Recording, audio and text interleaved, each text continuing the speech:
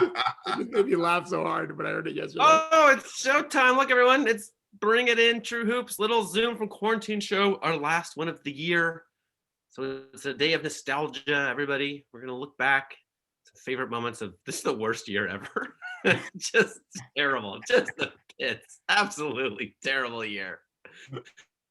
So this should be fun. Do you remember what number it is? Yeah. So usually we do 9 by 90. Oh, what number show? Yeah, I told you guys the other day. Do you remember, Jarod? 100 and something. 153rd. Yeah. We've done 153 shows. Wow. Yeah.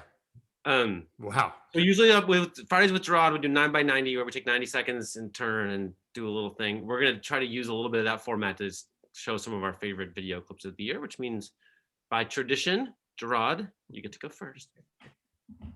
Well, this is what.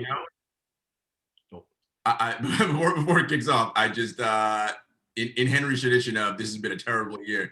I mentioned a particular part of the world where bad things happen in this one. So go ahead, Judy. The nation state we live in sanctions and approves violence and force as a means to getting what you want. Look at the convergence of how all the officers come swarming on literally 2 women. It took all of you to derail 2 women, all of you. Come on. And it's disheartening because we as a society, it's in everything we do, our language, right? Everything is attributed to warfare and some kind of battle. But when you tell people in authority that it's warfare and a battle and you give them military machine weapons, what do you think is going to happen when they show up on protesters? Hey guys, how's it going? No, they're going to come and attack like it's Fallujah or something. And this is where we are. And that was right in the height of the protest when, I'm sure you guys all remember that video of cops literally swarming on 2 women because they were disturbing the peace. And of course they were protesting, which was, of course, your constitutional right to do in America. But literally this is what happens, right? America loves to go out into the world and dictate and police other countries as what they should be doing. Places like Fallujah. Meanwhile, look at what we do to our own citizens in our backyard. You know. Oh, there we go. So here we go. Right. So on mine, just please this is for everyone listening. If you want to know how to be a partner to someone, how to have their back, here's Adina talking about something pretty damn important, and listen to Jarod have her back. Someone tells you about their feelings, there should never be an argument. And that is all, because my feelings are always my truth. And that is all Black Lives Matter is. It's us telling you about our feelings. Now, as people say, a hit dog gonna holler, right? Mm-hmm. Right? And so that's what they are. They're hit dogs. Oh, you feel a type of way because I'm talking about my feelings. Oh, you think I'm talking about you? You think I'm talking about you're the bad police officer or you're the bad person, and that's why you want to have this hashtag and you want to have this gang. And obviously, blue lives, how much do they matter to some of these people because they're in their face with AR-15s. They're pushing them. So now blue lives don't matter. That's interesting. So I don't want to discount at all the genius coming out of Adina's mouth, because in her mind, I learn a lot, and we'll talk about this on the show. I can always learn from amazing people, and all of you have taught me so much, and Adina certainly as much as anyone that we've had. But I also am sensitive to people that know how to be a great partner. So you're a little, I thought about that all night last night, Jarod. I couldn't wait to play it today. I'm gonna be practicing that to my partners in my world for sure. Well, like maybe twice this year, one of us has been talking and Adina makes that exact sound. And I'm like, oh, I just won the gold medal. That is the greatest accomplishment you can get. There's so much in that. That's when you're in sync with somebody and you back them up. That's good. That's good. All right. Fire at will, Judy. Thank you. You know somebody has a right to be angry. You should be scared of them, right? If someone's been oppressed for over 200 years, I'm kind of scared as to what that person is capable of doing. But all we've done is, be a peaceful people, be welcoming, have people embrace and damn near take our culture. There's nothing that we've done that stands the level of hatred that we've experienced. So why the fuck are you so scared? Adina puts herself together. She puts makeup on. She goes to the special room and she has the good setup with the nice light and everything. But that day, she wasn't booked as a guest. She was just, it was a little raw that day. And I think that was Hoodie Adina. That was what you call it? Easter bunny, like her Easter bunny. Yeah, it's Hoodie every day. Anyway, yeah, that was Adina had a lot of truth to share that day. I can't believe Jarod picked this one for his number 2. What? I'm feeling victimized as a Floridian. A little bit. The idea of going back to restaurants and opening up the economy gave everyone the false feeling of, where things are back to normal, because you started acting normally again. You forgot about the alligator in the creek. Like, we had an alligator in our creek for a little bit. It was a baby alligator. Maybe to take it a finger. My dumbass kids were feeding it frogs, which is not the smart. I didn't know that. But it's such a hard Florida turn. I'm like, I have whiplash. Yeah, it's at some point, like, it's a fucking alligator. Can we remember to avoid the creek when we go outside? There's an alligator in there. I love it. Listen, Coach lives in Florida, and we have to always remember that when we're on the show. That really took a hard Florida right turn. I'm like, alligator in the creek? What the hell is going on around here? I gotta say, I can't stand watching myself or hearing myself, but I'm kind of a genius there. My point was, and we can't forget about the gigantic gravity that's pulling you to the ground. Let's not forget shit happens, right? The big things matter. Yes, indeed. I'm pretty sure that in a lot of the world, we do forget that there are alligators outside. Like, that's a thing we don't remember very often. Like, very true. That's so funny. That Coach to always remind us of that. Yeah, I do like to remind people of Florida. I deserve a little, with all my good nature ribbing about our amazing weather, I deserve a little, like, alligator in the creek reminders. Oh my God, what if we had a sponsorship from, like, the Florida Tourism Board or whatever? Like, every now and again, David would be like, "Oh, is it snowing up there, you guys?" Right. We should totally. I can look into it. Oh, you guys freezing your butts off again? Yeah, not here. That does sound like me. All right, David, you're up. All right, so my second one, I think I don't need to prep it. This is just Jarod being smart. If you can't see that reparations are and the economics are needed to actually make a just society, like, one, I encourage you to do more homework and learning. And then if you're really still having a tough time, ask yourself some tough questions, right? Why is it that you don't want to see that? What are the reasons behind that make you feel uncomfortable? As we talk about. Yeah, speaking as a white man on reparations, my initial thought 20 years ago when I first heard about it was, well, I don't know how we afford that, whatever. And then I actually thought about it and realized, okay, if you beat a child for 20 years and then suddenly realize, okay, we need to make things fair, you don't continue to just treat it like you treated everyone else that was getting puppet dogs and ice cream every day. So once I took that attitude, I started being open to listening to really smart people talk about things and just, like I said, listen. And I thought Jarod put it so perfectly in that if we're going to take things from this year, which I'm expecting that if we all make it to our 70s and above, no one's going to forget 2020. These are some of the things that need to seed the rest of our decades, right? All the things we learned regarding COVID and BLM. And alligators. Mm-hmm. I think this next clip follows immediately from what Rob was just saying, perhaps, or very close. Yeah. As we talk about race, we must be able to do it in a way that it doesn't matter if white people feel comfortable or not. Like, white people's comfort level is not the primary objective here. You feel uncomfortable? Oh, well. Like, slavery is pretty uncomfortable, guys. Like, reality. Famous. That's a famous moment of the show. And that's a famous gift. Thank you, Judy, for making that. Now people just say shoulder shrug, like Bilal should tweet it, and I'll just like, here it comes. Just drop the gift in there. That's great. I have to admit, when people do racist things or say things that strike me as a little, like, I kind of have the impulse to be like in a big fight with them, which isn't always the best answer. But it's been helpful to me to have that in my head of like, dude, you can give them a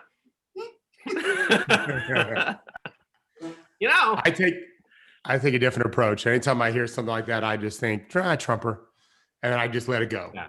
Like, there's nothing I can do about it. Trumpers, it's probably wrong of me to do, but I'm just saying I do it anyway. Well, but before we play this clip, one of the things that we focus on this show from our fearless leader, Henry, is the world of creepy billionaires. And, you know, I don't know what this clip is, but I'm nervous. no, it's fine. And I often rail on the capitalist machine because like, it's fucking ridiculous, right? Like David talked about in the clip we just played about reparations. Listen, we got money in this country. It exists, and a lot of it. If we want to do what's right for the most people, we can. But we got some creepy people who don't want to do that. So anyway, roll it. You can do an easy saliva test that is then essentially a pregnancy test where you can see the result immediately on a strip of paper. You don't have to send it to a lab. You know, there is a saliva test approved now, but you still have to do the outsourcing to a lab. Like there's still a lot of hurdles in the way. But if you can do that at-home test in the morning, you get a negative result, then yeah, I could feasibly see that if everyone is doing that, you can go back to school, you can go back to the office. I think in terms of priorities, having fans in a stadium is still pretty low on the list compared to schools opening, offices reopening. Unless you're a creepy billionaire who owns an NBA team, Dana. I mean, I get that. Yes, for a creepy billionaire who owns an NBA team, right? Like, but this is what these people care about, right? Is their money. Like I saw a stat the other day, we all know it, about how the billionaire class added $8 trillion to their net worth over the course of this pandemic. Meanwhile, I don't know, 20, 30 million people in this country are starving to death and will have food insecurities.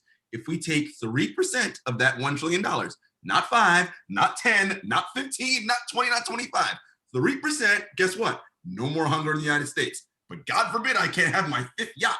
And Betsy DeVos can't have whatever it is that she needs to have. These are our problems. Shouts to the capitalist machine. I was going to say, we were looking for a capitalist machine mention. We got one live in vivo. It's natural environment. Yeah. Okay, this one I need to say nothing. I'll respond after. What seems like endless abundance kind of riot gear, be it filling the Jackie Robinson Stadium at UCLA, and it's just like, oh, go get what you need. And then we have doctors wearing trash bags in hospitals, right? Like, and we have to understand that these are two sides of the same coin, right? Because this money is kind of coming from same pots. And so, you know, we need to realize that the more money we put into one, that we're taking it from others. And so a defunding call isn't necessarily tied to, it's not a zero-sum game, right? It's not, oh, we need 0 police officers, we need no money, right? It's just that the police, you know, get so much money that there are ways to take money from it to reallocate it in these other places so that we don't have to think of the police or prisons as sort of solutions to these problems. I don't know that you can have a better 1-minute answer to the whole, the typical reaction to the idea of defunding the police. He says it so perfectly. And then the image, and you can replace the doctors with wearing trash bags, right? With lots of other things, but that is such a stark image. If we all remember what it was like initially when we started getting all these hospitalizations, that we had doctors and nurses wearing trash bags, and yet police have, you know, weapons that many nations don't have, right? He says it perfectly. He's not saying zero. Only the racists are saying that. I shouldn't say only, mostly, right? This guy knows more than all of us combined on almost every issue regarding this particular subject, probably much more than all of us combined. We should just listen to men like him. And this is what I always say to people who argue with me on the idea of 0 police officers. I just quote Dr. Sudler. Like, he says it perfectly. Doesn't it look, that clip, Carl Sudler's been on the show a bunch of times and he's always great. And he's always in that same spot. And suddenly it struck me, I'm like, oh, it looks like he's at the driving range. Doesn't it?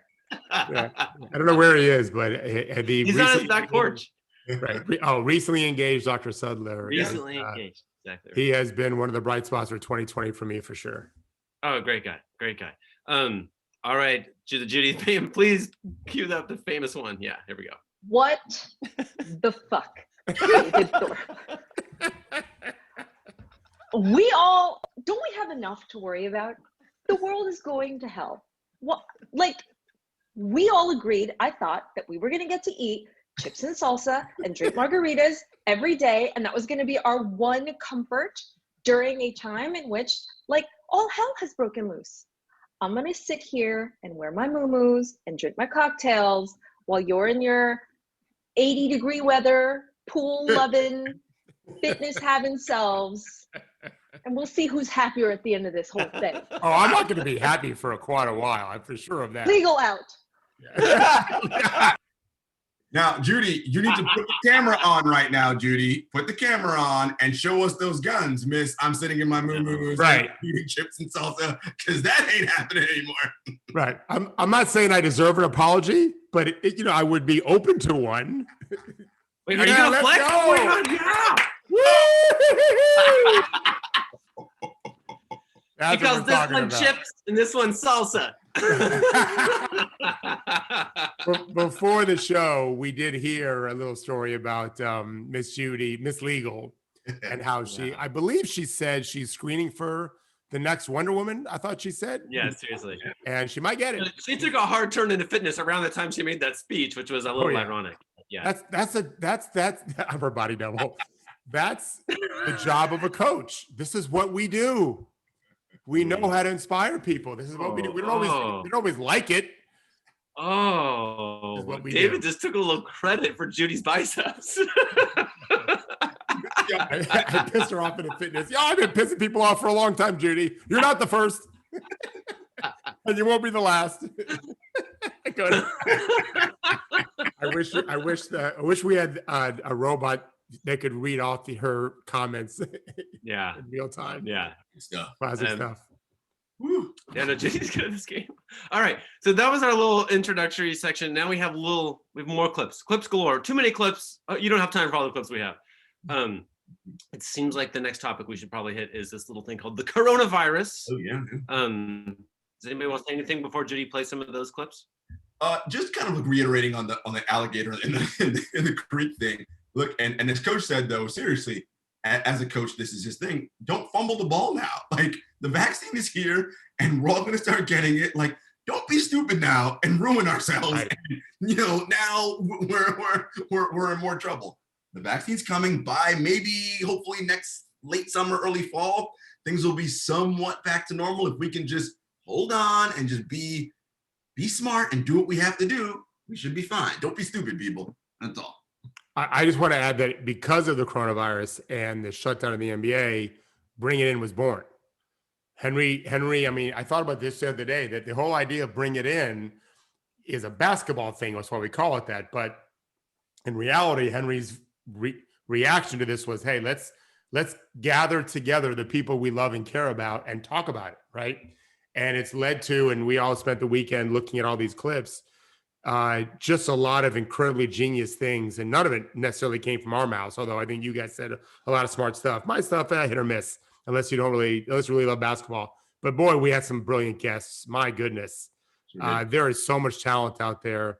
If we just listen, we'll all gain from it. So none of us are happy about coronavirus, but it did literally birth Bring It In. So here's a little, maybe you want to just play all of these clips. And this is including like Christy Oshwindon, Jane McManus, Erica Van Stone, some of our favorite people. Here we go.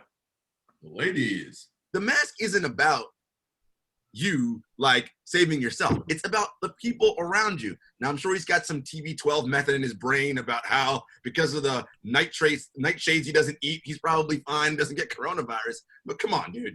Like, you are a visible human being in a popular sport in a state that is having a major problem.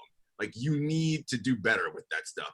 Like, whether or not you think it's right or wrong at this point, how are you even thinking that? There's no right or wrong. Mask is smart, no mask, stupid. Tom Brady, do better. Good stuff. I like it. Tom Brady, oh man, wear a mask, dude. I didn't even pay attention. He plays in my city.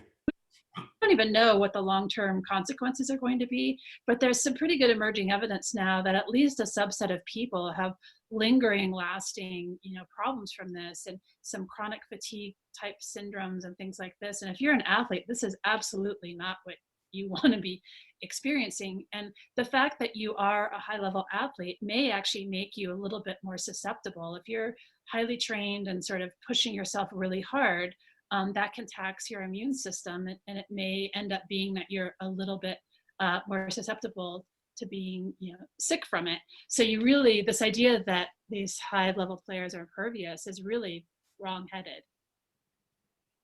Wow, was that prescient, huh? That was way back like That was April. March. Was March. that April? I think it might have been One or March. the other. Wow, she's still right on it. Yeah. Yeah. So sports really, so much of this has been driven by economics and by economic imperative. And also I think that there's an element, the political element of it's kind of like this face-saving thing for the federal government to have sports back in play and have it all, circus and bread and circus and, that whole ultimately meaningless diversionary idea. And really what you need to think about is player safety. And that's what we need to be thinking about nationally to get through this, right? Is human safety and what is going to keep us all safe. But that idea that, it is now a matter of pride and no one's going to stop and ask for directions. And it's a little bit, it's unsettling, frankly, as a society that this is the tack we're taking. Yeah, genius personified right there. Although this next I watch one, a show where it's just Jane McManus just yells at dumb people. I haven't totally watched that show. Yeah. This next one is amazing too. We did put a hashtag into the COVID plan, which is lives before laces. And for roller derby, our perspective is that human decency and safety and welfare and protection is more important than the sport itself. And I think that is sometimes what gets lost in sports where folks are paid exorbitant salaries to participate and where franchises are making money hand over fist, off the backs of players. And if you want to know what maybe having a female president might look like, those last two are not a bad example, I would say. Oh, Erica Van Stone's the best. And that was interesting because the question was, why does the low budget roller derby have a better return to COVID plan than the NFL? A far better plan. There's a Brad Stevens quote about the Celtics approach for the season, and he just says, "I just want us to have a joyful period." And David and me, I put it in this shared document that we have, and David immediately said, "This guy just gets it." And it's coming off. Yesterday, I had this near religious experience where, as you know, I fell off my bike and I've been injured, and I still been working out. But yesterday, I went for a real long run through the woods, first like real run in a while, and it was cool, and I was by the lake, and the air's on your body, and I was like a grinning idiot, just running like free. There's nobody around. I wasn't wearing a mask, and I just felt like absolutely delightful. And at the same time, my lovely wife's on the school board, and they're figuring out like how to open schools. And I was like, I don't know how to do this, but I know that you got to have moments like this. You need to find great joy, right? And that the Celtics have a coach who's building that into the plan is like, look, this is a miserable time. We're going to look back at this as an absolutely abysmal time. But if you can find a little joy, your day's totally different than if you can't find any, right? That's what we done. Right? Bring it in, that for me. Like, no matter what's going on the outside, hey, Monday, Wednesday, Friday, I got an hour of definitely joy, and I'm going to laugh. Little learning, a little laughter, not a bad combination. A little love, learning, Not and even kidding. It's kind of good to have a reason to take your pajamas off too, right? Like it's like. Did you see in the video Taco fall riding the bike? On the bike? Oh, really good. I love that was playing during that. Yep. I don't know who his agent is. I hope that they have the foresight to know that he is going to be a gigantic Hollywood star when he's done with all of this. He is an enormous. He might host his own talk show. He's a beautifully spoken, thoughtful athlete. A lot of times they just think about basketball. It's hard to be a good basketball player. Let's get it square. I understand why most of them, they just want to be on the court. It's how they make their money. This guy's not that guy. He has this incredible magic smile, very bright, very personable, and he's 3 times taller than anyone you've ever seen in your life, right? So, he could be in Hollywood movies. I just think the guy's got so much talent, and he's a better basketball player than you realize. Yeah. He's just huge. It would be funny if like Taco Fall riding a bicycle just like could continually play during our show. Right? Oh yeah. Like, Oh, for sure. bicycle through Paris, bicycle through Rome, like just what wherever he wants to go. What would be really funny though is to see any of us riding the same bike. We'd look normal. Like that bike is probably, in fact, it's probably an oversized bike to begin with, right? Yeah. It's just he's just such a gigantic man. I love watching him play too. Taco and Boban should hang out together and do some stuff. Oh my God, yes, yes. Look into that. Mm-hmm. Look into that. Hell Into that, Jarod. I'm not sure how you're gonna do Hell that. yeah. I'm on it. Yeah. All right. Black Lives Matter. I think this next one's gonna be Brandon Greer, NBA agent who we love. I believe that America was built on, violence, and they only respect power and money. So, a lot of my thoughts are until we're building up economic leverage and in this capitalistic society, that's the only thing we respect. It all goes back to power and money. Mm-hmm. Yeah. If we're going to come on define video, right? Huh? Do you remember, David? You want to come on video that day because he hadn't had a haircut in a while. Oh, Remember that's that? We had to right. talk him into it. He was worried about his hair. I feel like we're lucky we get 3 times a week. We got to hear Jarod talk, and there's a lot to learn from him.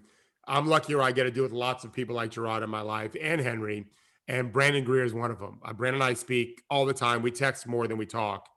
And he's a young man that has a very big vision for the world. He's great to listen to.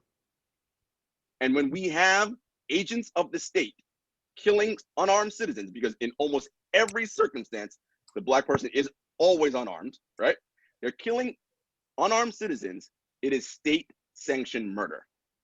And we, as a society and as a country, we must do better. We do. Pretty poignant right White there. T-shirt day was big. That was that white V-neck. I think that was the third clip from that day. That was a big day. That was a big day.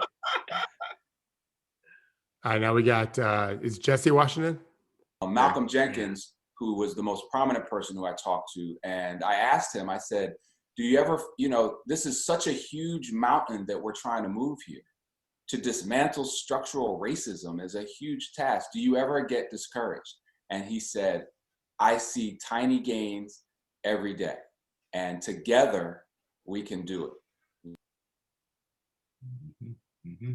Yeah, I like that. You got to try to, Henry talked about joy, trying to find some optimism, challenging, but important. Very yeah, his John Thompson bio just came out like 2 weeks ago. Yep. Yeah. I'll be reading that soon. And now we got Juneteenth, which I had never heard about before. Till The Watchmen. Amazing. Great show. I want to be clear about something. When Black people in this country were enslaved, it wasn't this idea of them waiting around for this mythical white savior, Abraham Lincoln, to come and say, okay, it's now your time to be free. Slaves were dying by the hundreds of thousands trying to get through every day and fight their way to freedom, right? Like, we know about the Underground Railroad. We know about many other different ways in which slaves literally risk their lives for freedom. So that was continually going on. So it isn't this thing that people were waiting and, oh, this great mystical day happened. As we know, slavery was an economic system. That is how this country was built. That was the South's entire economy. Those slave owners were not just going to be like, oh yeah, sure, we'll give up our economy because that's what you said, right? So for me, Juneteenth, while all these companies are putting out statements and saying, we do this, we do that, day off, whatever. As I was saying to you guys in the pre-show, what I don't want to happen from this is it co-opting and turning into another MLK day, another day where, okay, everybody's off from work. Let's go skiing. Let's go whatever we're doing and not think about things. Sadly, that's what MLK weekend.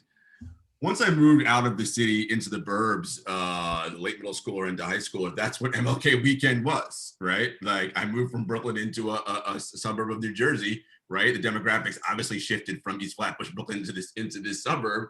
And it's like MLK weekend, what's happening? Oh yeah, people are going away skiing. I'm like, skiing? What?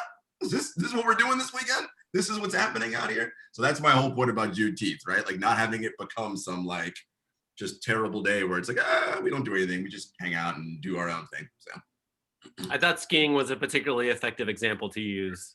Water skiing. like it. That's fun. I think that the gesture isn't going unnoticed, but I think the focus needs to still be shifted to what's really going on, because it's crazy in Portland. It's crazy in Atlanta. Some of these things aren't being televised. And, you know, people are just trying to fight for what's right and getting done dirty. So, yes, basketball's back. We're happy we're getting sports at 10 a.m. on the West Coast and 1 p.m. there. But Jarod can attest to this. We still black. I can do everything right. And I see those flashing lights, and I can't get on the phone and call you two and say, tell him I'm a good dude. It doesn't work like that. That was, I love, I mean, Trey's awesome. I loved having him on that day because that was so poignant, right? What a great example when you think about, right, what happens, right? There is no, in that moment, that's what you're thinking. Well, there's no one to call to be like, let this guy know I'm a good dude. Whatever's going to happen in that moment is going to happen in that moment. And that's a sobering thought. Honestly, I got my hair standing on end about that point. Like he's very good at making that very understandable. Like we're still black. Like that's an amazing point. Okay, now we're doing NBA stuff. Oh, right? the NBA came up a little on our show. Yeah, we actually did talk to the NBA. We did a little When bit there weren't games.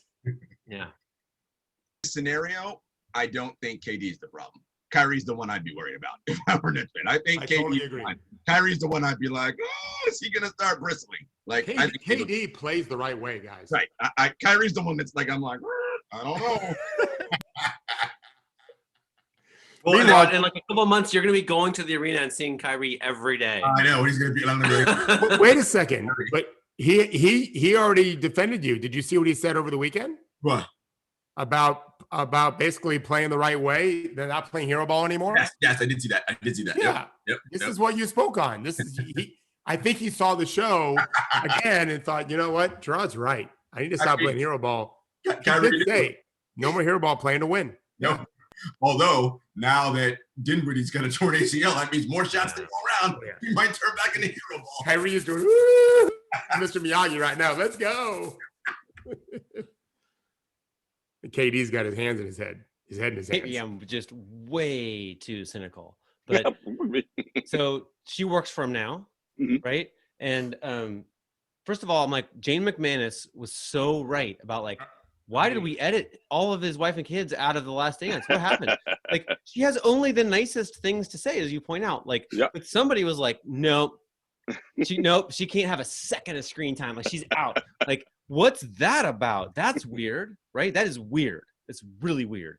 Okay, secondly, he's gone the whole time, right? Like, she says it, they ask about it in the nicest way, but like, what did it mean when he was there? And she was like, I understood he can be there. But then she goes on a whole big thing about like, my mom was the Rock. She would do everything, right? And then he gave her freaking Bulls colored jewelry.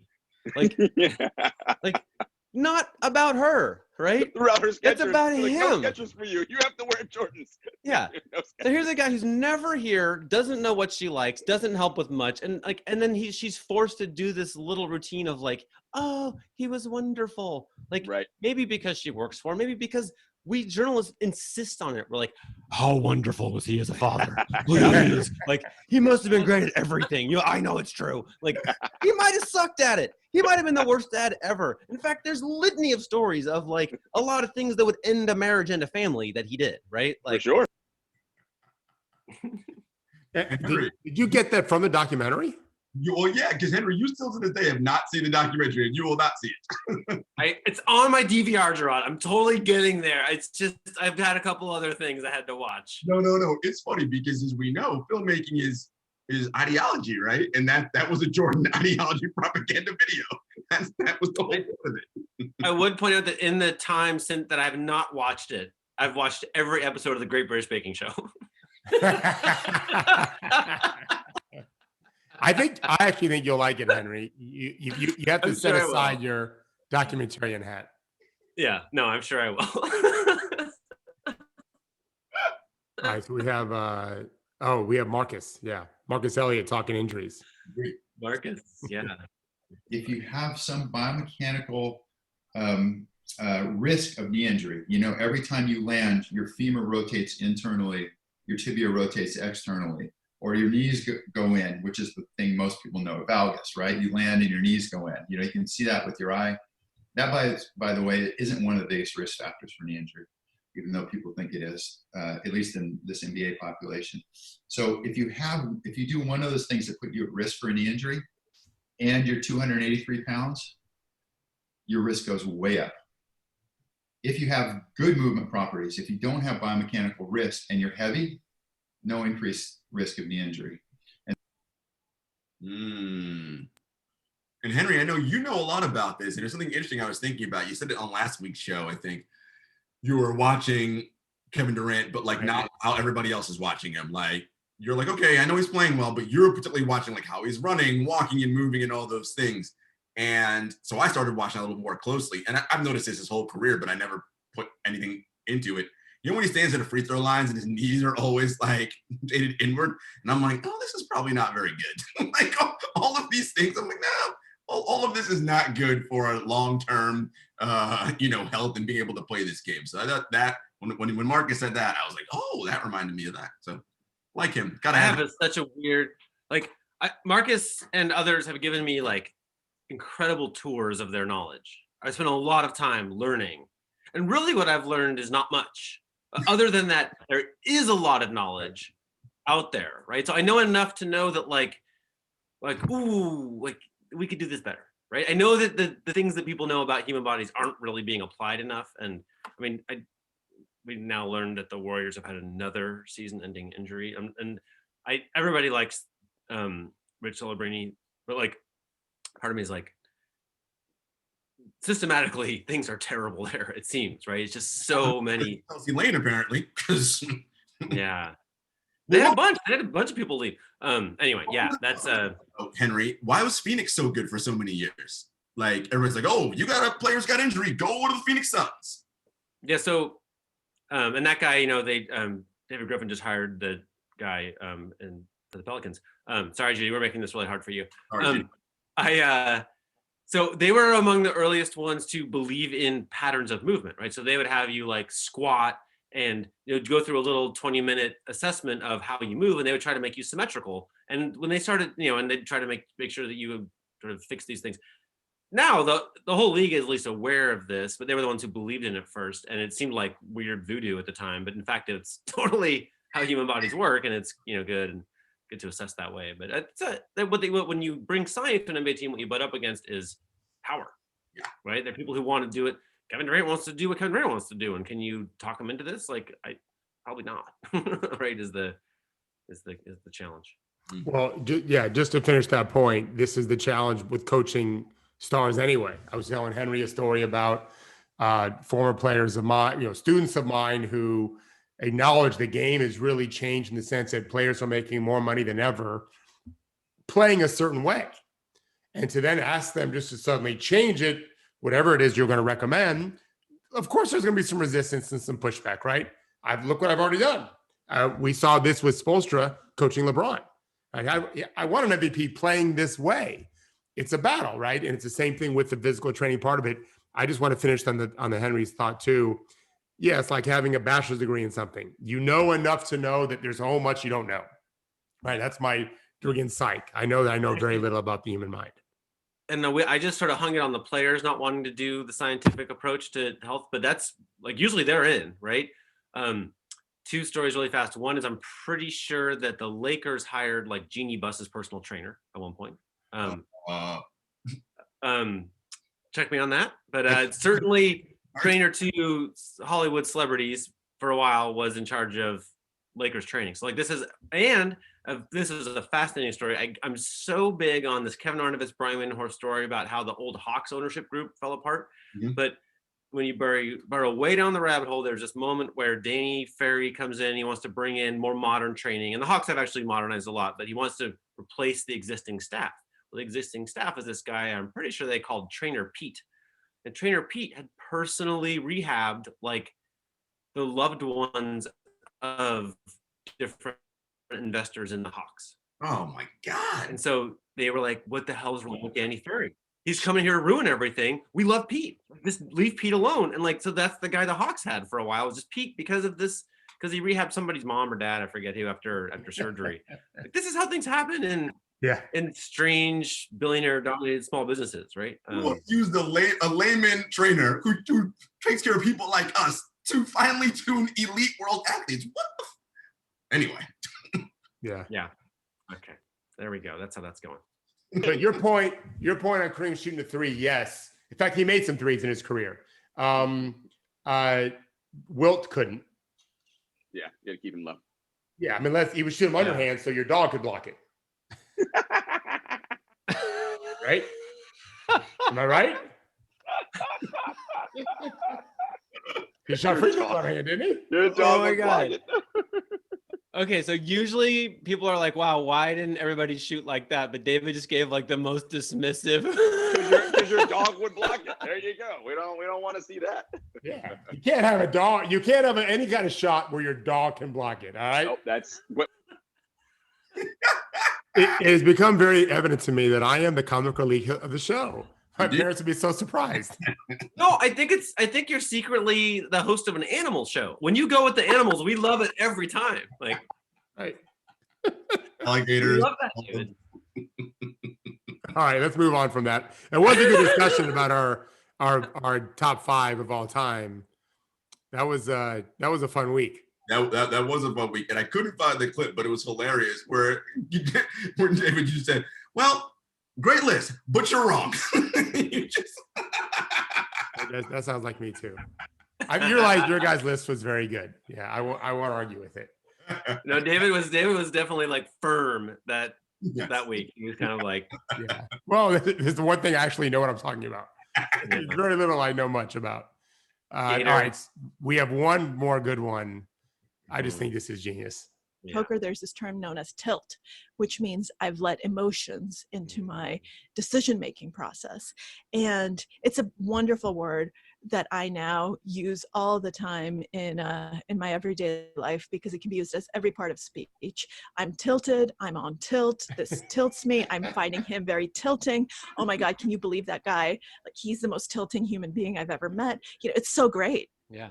Yeah. It's getting to you, it's kind of getting under your skin. And what it means is emotion is being injected into that logical process. You're no longer able to slow down the way that you should. Yeah, that's good. 2020 was a tilted year, right? 2020 had lots of tilted executives or political leaders, right? We did a lot of tilting things. It is, and actually, people sometimes say Donald Trump is dumb, and I understand why they say that. But I think he's on one level a super genius, and what he does is he tilts people. So if you're trying to decide like, oh, what's the right healthcare policy or whatever, the answer would be to study a bunch of white papers and just get really boring, right? And he's like, no. And if you did that, you would land very far away from Donald Trump, right? But he makes everybody emotional on every decision, which makes his leadership stronger. Because there are a bunch of people who aren't thinking things through and aren't looking too deep into the Russia connections. And don't, you know what I mean? Like he's the tilter in chief, like, for sure. Emotions are so easy too, right? Like, have you guys seen the Molly's Game movie? Molly? Yeah. So like, and you see that, right? And that scene where Harlan like just loses all his money because he goes on tilt, right? Because he got screwed out of that one deal. And it's interesting, Coach. As a coach, I do wonder for you, right? Because that's sort of like the hallmark of like peak athletics, right? How in a situation that is tense, you don't allow the emotion to override your body and do specifically what you are called to do, right? Which is the smart, proper play. And that's obviously what separates like super elite people from, all right, I'm in the league, but I can't handle these situations.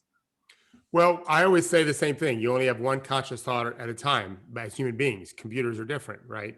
They can do multiple tasks. So if you're thinking about something else that emotion's causing, you're not thinking about probably what your job is. And so I always say the same speech.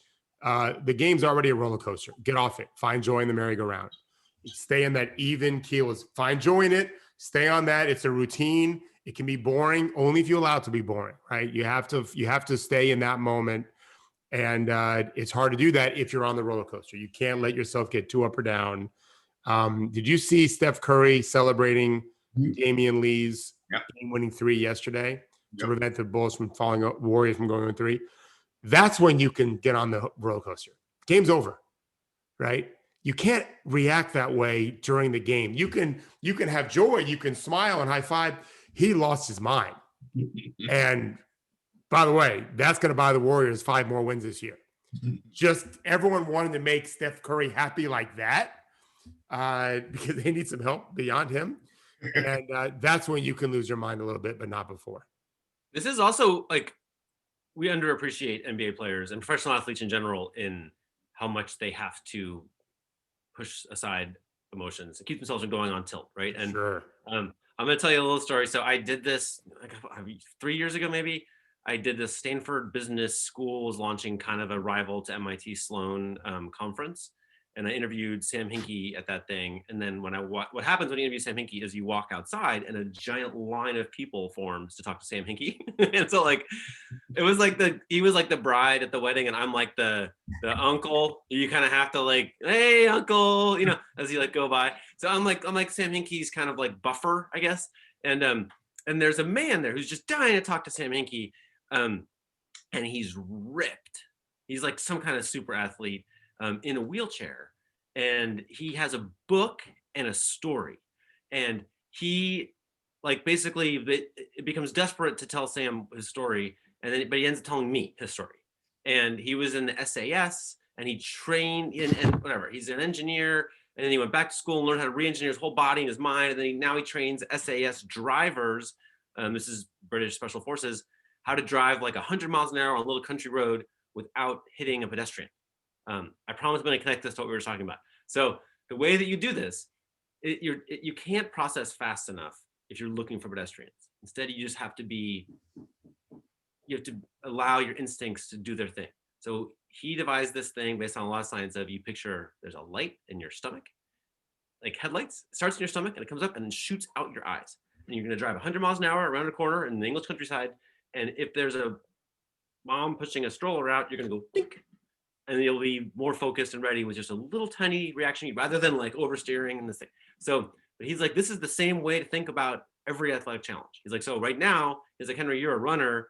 If you get to the steep hill or the part where you sprint, whatever, you're going to tend to go into like a little bit of a fetal position, which is where you're feeling emotional and like a child, which is how you feel when you get really exhausted, right? Or when you get injured, you go a little like you're sad for yourself.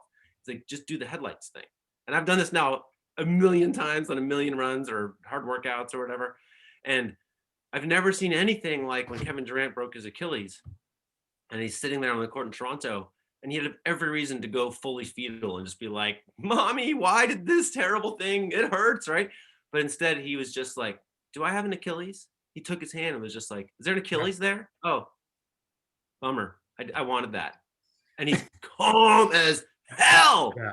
And that's like a professional athlete to me. That's absolutely unbelievable. Like that's 1,000 times he's rehearsed. Like, right, my body hurts. Something's wrong. Right. That's practice. Right. That's practice. I've never told you guys this, but I was almost in a really terrible car accident driving to like Steamboat Springs with my family. And if you're going up mountains, you go up, you still kind of go down and go up and come down. And as we were coming down, a trailer was left of me. So we were, and there was another road below us and we were going north, they were going south. And as the trailer turned the corner, the actual metal trailer part disconnected from the car. It started tilting. I mean, we were right next to it and I'm driving and just immediately, it's funny how you put the Durant thing. I just thought, okay, it's time to really lock in right now. That's exactly what I was thinking. And I didn't think about wife and kids or that I might go flying over the edge with this trailer and sparks are flying and I just kind of navigated around it. And once we got past it and the trailer went over the edge, the car, it disconnected from the truck, thank goodness. I have no idea what happened below. It's probably a 50-foot drop. And once we got through it, my kids and my wife were like in shock. And my wife right away called like her mom and sister. And I'm still a little bit of adrenaline flowing. And she said, David just connected to something he's probably taught his players a million times. Like, Now was the time to have no other thoughts but finish this. And I'm not a pro athlete. I've counseled a bunch of them for 2 decades plus, right? And it's an important thing. And I'm so glad Henry mentioned the whole pro athlete thing, because it's the total truth. Tell your story, Henry. You just told me about Chris Paul and free throws, because this is what NBA players, that people don't understand how good they are. If you remove them from an NBA game where the other team's trying to beat them, tell them this amazing story, Henry. Yeah, it's on social media. You can find it. Maybe you've seen it. So Chris Paul is like, starts a video with his son, and he's like, this fool thinks he can make more free throws in a row than I can without a miss. So let's go. So his son, who I think is 12, 13, 14, makes, I think, 4, and then misses 1. Chris Paul's like, yeah, like that's what happens. And then they cut the video. And then when the video comes on, he's like, okay, well, tell him what happened. His son's like, yeah, so then my dad started shooting free throws, and basically we all just got bored. He shot for an hour and didn't miss 1. So now here we are. This is the arrogance that we have is lucky, and we're lucky to coach these players. Well, I'll say okay, we've got to make 10 threes in a row now, or 8 threes in a row. I'll do stuff like that. And it sounds ridiculous if you haven't coached pros before. Try it with high school kids. After an hour hard workout, it's going to make 10 in a row. You'll be there for 10 days. And these guys, if they don't do it a couple of times, you're like, it's shocking for the good players, right? Yeah. They just have another level, another locking in mode. It's incredible. It's like Mozart. We take for granted how exceptional they are at what they do. I'm sure everyone's seen the video of Steph Curry shooting 5 minutes straight, hitting corner 3. I just saw it. Yeah. And 5 minutes. It was 150 threes in a row without missing. That's absurd. What? It's crazy. It's a machine. Yes. And he misses the last one and he's pissed. He's like, fuck. It's incredible. And the ability to be able to do that, right? It's what Stan Van Gundy said when we had him on the show. It's not so much the exceptional thing in the game. It's the ability to do the same thing over and over and over. That's what makes them great, right? Because we couldn't do that. You go to the gym right now, you're missing your first one probably, right? That's just how it's going. You're not able to do that. And it's incredible. Judy, are there other videos that we wanted to show, or did we show all of them? I don't really know how we landed on that. I thought we had everything here. All of them. Okay. I didn't want to be small talking if there was a Judy's. We can wrap up. We can each wrap up a little bit what this year has meant. Mm-hmm. Yeah, Jarod, you want to lead us off? Sure. It has been a wonderful year from the standpoint of the TrueHoop community. Judy, Henry, Coach, obviously Adina, everyone who works on our side.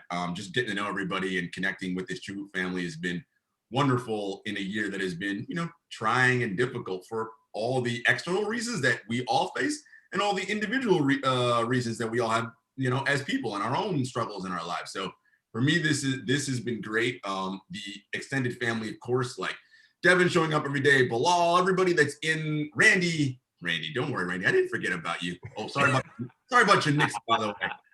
I don't know what's going on there, but they beat Milwaukee last night, so good one. It's been nice to have this family, right? This extended family to spend time with and to really get to know and see the goodness in humanity, because it's hard sometimes, right? To see that there's goodness in this collective, in the collective. So I'm happy for that. Thankful for what we have here. Looking forward to a super awesome 2021. I think bigger things are coming down the pike for us, and wishing everyone a happy and prosperous new year. Nice. Appreciate it. As a coach, we're always looking for lessons, and bring it in is definitely a place where we can get lots and lots of lessons. I certainly can on pretty much every topic, to include, amazingly enough, Zoom protocol. And we all watch this, and we've seen this evolve, not just on our show, but on the TV interviews that we've seen all over the place. Zoom technology isn't real time, right? There is some lag. And so you have to let the other person finish what they're saying. And I don't think it was very hard for us. It's been harder on TV shows where they're kind of paid to talk, and they've learned just to shut up and let the other person say what they need to say. And it's made for much better dialogue. I think if people would definitely carried over to the regular lives, I know I've been more mindful than ever because I'm an interrupter. It's how I learn. Is I have to have an active mind, and it's not great for conversation. It's unfair. So I've practiced for years, not just in Zoom, to just let people finish their thought. I'm not great at it, but I'm working at it. And Zoom's helped me to be more patient with that. So there's ways to find, in Henry's words from Brad Stevens, finding joy in all these kinds of things.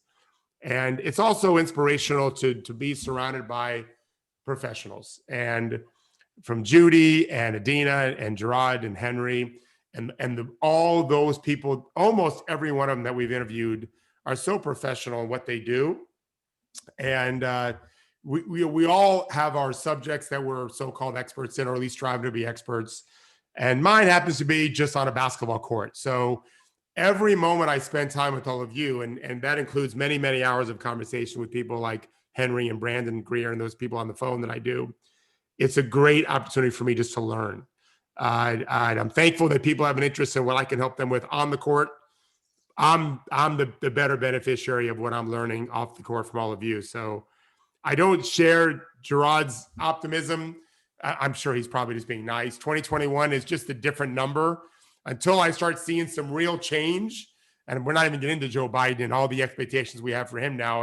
And unfortunately for me anyway, some trepidation that things won't be so different. But I'm hoping by summer, right? Until then, it's going to be a slog, and we have to be mindful that we still get people really sick. And at some point, though, I look forward to hugging all of you. It's really the best thing to say is look forward to hugging all of you. And I'm a great hugger. I promise you, I'm a great hugger. I look forward to doing that.